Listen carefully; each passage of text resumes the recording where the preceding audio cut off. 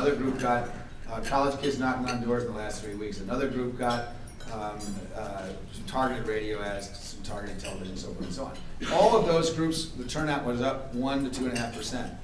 Now, 1 to 2.5% is not to be sneezed at. My guess is in a lot of states we're going to win by 1 to 2.5%. But there was one group where the turnout was up 12%.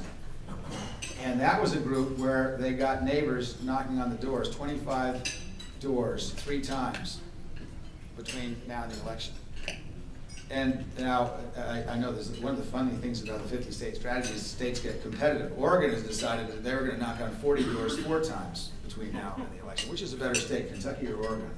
Oh, Kentucky! Okay, so 40 doors 4 times, right? But here's the deal. Here's the deal.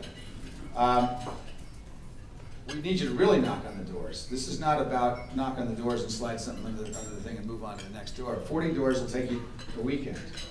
And you need to recruit 2 other people who agree to do the same thing, and they need to recruit 2 other people and so forth. What you're doing is building a personal relationship. Now, I want you to think about Kentucky, because it's probably a good example for what I'm about to say. In Kentucky, if you have a guy who makes maybe $30,000 a year, drives a pickup truck with a gun rack in the back, there's a pretty good chance that they vote Republican, right? At least nationally. Except if they're a member of a union.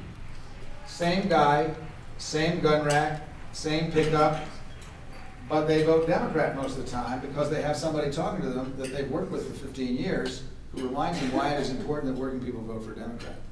That's what this plan is modeled on. The guy who designed this plan actually we took from the AFL-CIO. The unions have had the most effective grassroots politics in America in the last 30 years, because we certainly haven't. The only problem is there aren't enough of them. So now we're taking this union model and spreading out. It's all based on personal connections. Union people don't vote Democrat because their union leaders tell them to. They vote Democrat because the guy on the shop floor is somebody they know. That's true.